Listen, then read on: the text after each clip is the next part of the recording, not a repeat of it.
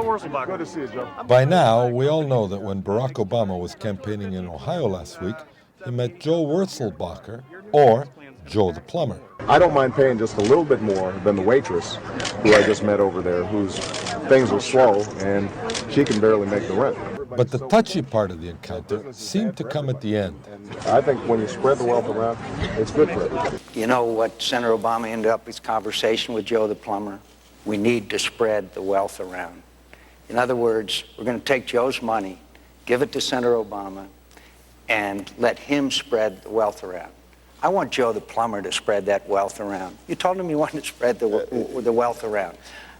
The whole premise behind Senator Obama's plans are class warfare. Let's spread the wealth around. It seems that in the United States, even considering spreading or redistributing wealth is controversial.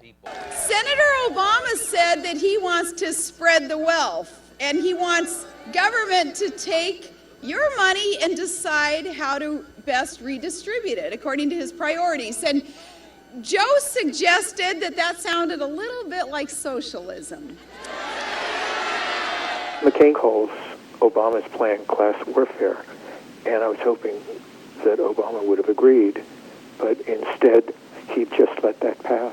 I can't imagine that class warfare would involve taking money away from a plumber, unless the class warfare you're talking about would be to take it away from a plumber and give it to Exxon. The last 8 years haven't worked very well, have they? The McCain campaign's newest TV ad, which came out the day after the debates, seized on this moment to try to discredit Obama.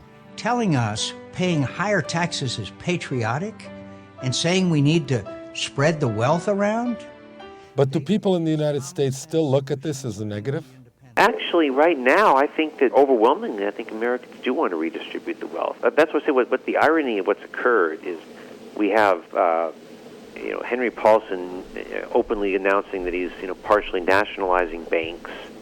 We have U.S. foreign policy in a position that Noam Chomsky would appreciate in terms of the decline of U.S. hegemony around the globe. It's quite an accomplishment that George W. Bush has pulled in terms of implementing some of the things that would never be politically possible. If Barack Obama talked about nationalizing banks, he would have been seen as not a viable candidate a year ago, right? This week, the world stock markets did not improve, and the Dow Jones' erratic ups and downs still saw it remain below its 5-year low of 9,000 points. The McCain campaign, though, still advocates that the neoliberal free market idea of tax cuts and reduced spending are the answers to economic woes. We need to cut the business tax rate in America. We need to cut people's taxes. I will cut in half the capital gains tax on stocks purchased. But many are saying that the time for tax cuts is over. McCain's economics were pretty silly. That is, he was going to fix the economy by lowering capital gains because he says the U.S. has the highest tax rates in the world. Of course, any corporation with a good accountant can get out of most of their taxes. Apparently, McCain doesn't know where the Grand Cayman Islands are located. Economist and author Jeffrey Sachs explained the position on CNN last week. I do think the era of big tax cuts, whether for stimulus or other things, are over. We're going to have to grow up and understand that we need taxes to pay for basic government services. We've been neglecting that for a long time. We're going to have to come back to reality. We've been in fiscal unreality even before the crisis.